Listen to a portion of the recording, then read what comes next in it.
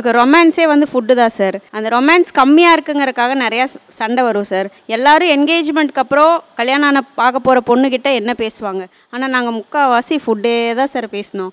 சரி நல்லா சமைக்கிறார் போல இருக்குது அப்படின்னு சொல்லிட்டு நானும் நம்பி வந்துட்டேன் சார்.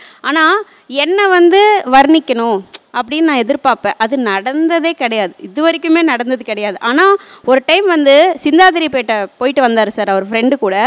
வந்துட்டு அவர் ஃப்ரெண்டுக்கிட்ட அவர் ஃப்ரெண்டோட ஒய்ஃப் கிட்ட எக்ஸ்பிளைன் பண்ணுறாரு, அங்கே வந்து ஆட்டு கண்ணு தனியாக வச்சுருந்தாங்க, ஆட்டோட நாக்கு வச்சுருந்தாங்க அப்படின்னு சொன்னால் அவர் ஃபேஸில் வந்து எனக்கு ஒட்டியானோ காசுமால அந்த மாதிரி ஒரு தேஜஸ் தெரியுது சார்.